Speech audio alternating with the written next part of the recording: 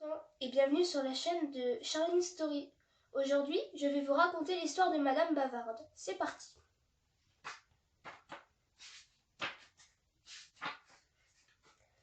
Madame Bavarde parlait beaucoup. Elle parlait tout le temps, à longueur de jours et de semaines, à longueur de mois et d'années, sans s'arrêter. Elle ignorait qu'elle parlait même en dormant. Madame Bavarde avait un frère. Tu devines son nom? Oui, c'est cela, Monsieur Bavard. Ils se ressemblent, n'est-ce pas? Ah, si tu les avais entendus quand ils étaient ensemble. Impossible de placer trois mots, ni deux, ni un.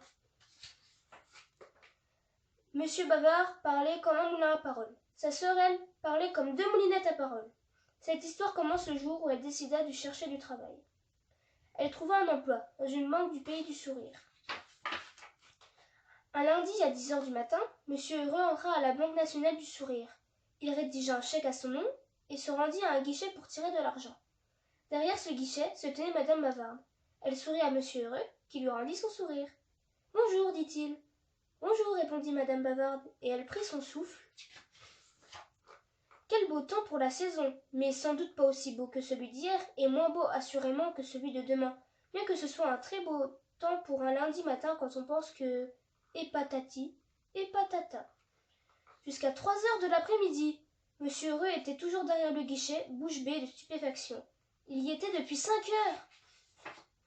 Bon, dit enfin Madame Bavarde, c'est l'heure de la fermeture de la banque, et celle de rentrer chez moi, et de vous dire au revoir, et que je suis ravie de cette petite causette avec vous.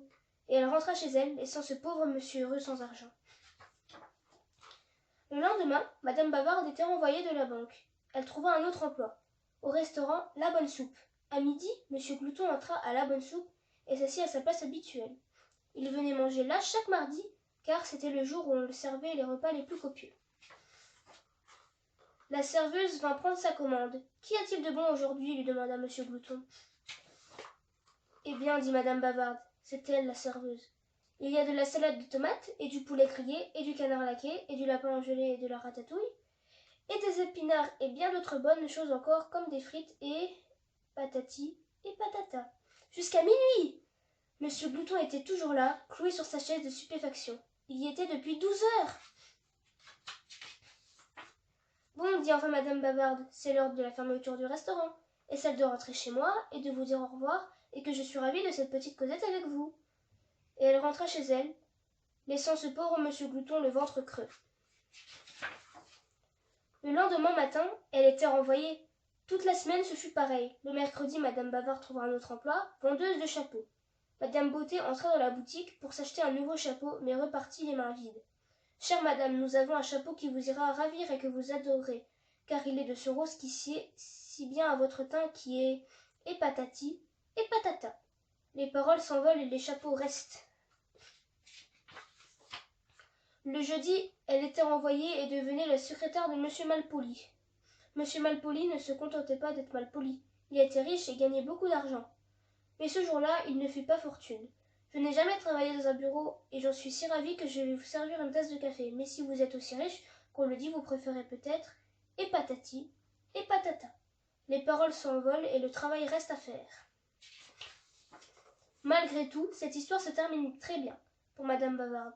Elle a fini par trouver un emploi, elle est au 7e ciel et peut-être même au 8e. Le samedi soir, Monsieur Bavard était chez lui, au moulin à parole.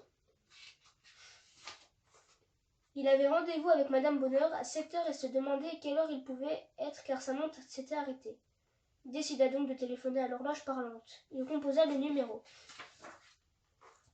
18h29 40 secondes, 50 secondes, au 4e top, il sera exactement 18h30. Bip, bip, bip, bip. C'est drôle, pensa Monsieur Bavard. On dirait la voix de ma sœur. Et voilà les enfants, cette histoire est terminée.